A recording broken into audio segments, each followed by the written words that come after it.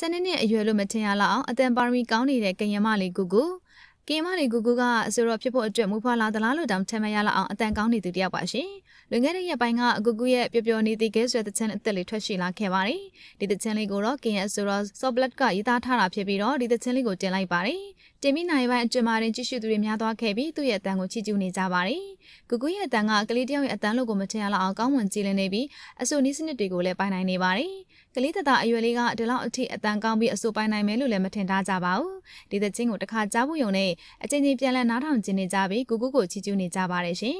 ကူကူရဲ့နာမည်အရင်ကတော့ Notrisha လို့ခေါ်ပြီးတော့အသက်12နှစ်အရွယ်သားရှိသေးပါတယ်ထိုင်းမြန်မာနယ်စပ်ကဒုက္ခသည်စခန်းမှာနေထိုင်သူဖြစ်ပေမဲ့သချင်းဆိုတဲ့အချိန်မှာတော့ထူးခြားတဲ့ပါရမီကပါဝင်လာခဲ့တာပါ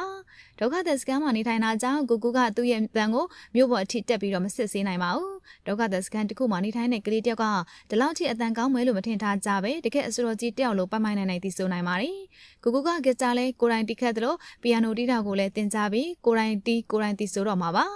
ကရင်ဘာသာစကားနဲ့လည်းတချင်းတွေတီးဆိုနိုင်ပြီးထိုင်းလူလည်းတီးဆိုနိုင်တဲ့ကူကူကတော့အဆိုဘက်မှာထူးချွန်နေပါတယ်ဒုက္ခသည်စခန်းမှာဖွက်လက်ထားတဲ့ကျောင်းကိုတက်ရောက်ရပြီးတော့ကျောင်းစာတစ်ဖက်တချင်းတစ်ဖက်တီးဆိုနေပါတယ်ကူကူကအသက်2နှစ်အရွယ်ကလေးကတချင်းတွေကိုစတင်ပြီးတော့တီးဆိုနေပါပြီဖခင်ကျောင်းမှာကျင်းပတဲ့ပွဲမှာကူကူကတချင်းတီးဆိုခဲ့ပြီးတော့စင်မော်ကနေမစင်တော့ပါဘူးအသက်2နှစ်အရွယ်ကနေတချင်းဆိုတာကိုဝါသနာပါသွားခဲ့တဲ့ကူကူကအခုတော့အောင်မြင်တဲ့အဆိုတော်ပေါက်စာလေးတယောက်ဖြစ်နေပါပြီနော်ကူကူကလွန်ခဲ့တဲ့နှစ်တွေကလည်းကာဘာဆောင်းတွေကိုတည်ဆိုနေပြီးဆိုရှယ်မီဒီယာမှာတင်ခဲ့ပါတယ်။အသက်10နှစ်ကျော်အရွယ်ကလေးကကာဘာသချင်းတွေနဲ့ရင်းနှီးလာပြီးကိုပိုင်သချင်းထုတ်ဖို့အတွက်အားပေးကြပါတယ်။ဒါကြောင့်ကူကူလည်းကိုပိုင်သချင်းကိုထုတ်လိုက်တာဖြစ်ပြီးတော့ပျော်ပျော်နေတည်ခဲ့ကတော့သူ့ရဲ့ဒုတိယမြောက်ကိုပိုင်သချင်းဖြစ်ပါတယ်ရှင်။မြို့ကြီးပြကြီးမှာနေထိုင်ပြီးအစိုးတင်တန်းတွေမတက်ထားတာကြောင့်အတန်းကကြည်လင်ပြီးကောင်းမွန်နေလို့သူ့ကိုတစ်ချိန်မှာအောင်မြင်တဲ့အစိုးရတယောက်ဖြစ်လာဖို့အတွက်လည်းမျှော်လင့်ကြပါတယ်။ကူကူရဲ့အကြိုက်ဆုံးအစိုးရကတော့ဖြူဖြူကြော်သိမ်းဖြစ်ပြီးသူ့ရဲ့သချင်းတွေကိုလည်းလေ့လာပါတယ်။ကူကူကိုမိဘတွေကသချင်းဆိုဖို့သင်ပေးထားတာမဟုတ်ပဲကိုယ်တိုင်လေ့လာရင်းနဲ့ကျွမ်းကျင်သွားခဲ့တာပါ။ကလေးအရွယ်မှာသချင်းဆိုတာကိုဝါသနာပါလိရှိကြပေမဲ့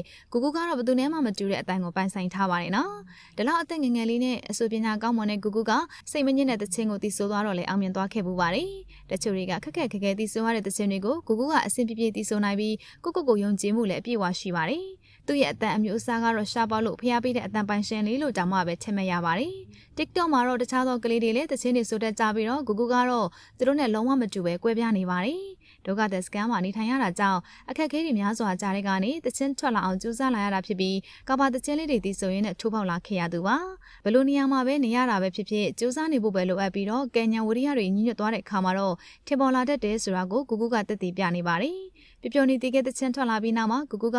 အရင်ကချက်လူသိများသွားပြီးဒီထက်မကပိုအောင်မြင်လာတော့မှာပါရှင်။ကူကူကဒုတိယမြောက်သချင်းထွက်လာပြီးတဲ့နောက်မချစ်မက်ထားလောက်အောင်အားပေးကြလို့လည်းဝမ်းသာနေပြီးတော့နောက်တဲ့သချင်းတွေထုတ်ဖို့အတွက်အားအင်တွေဖြစ်သွားစေပါတယ်။ပြည်သက်ကြီးတို့ရောကူကူတီဆိုထားတဲ့သချင်းလေးကိုသဘောကျရလားဆိုတော့ကွန်မန့်မှာပြောခဲ့ပါဦး။ကြည့်ရှုအားပေးခဲ့ကြတဲ့အတွက်လည်းကျေးဇူးများကြီးတင်ပါတယ်ရှင်။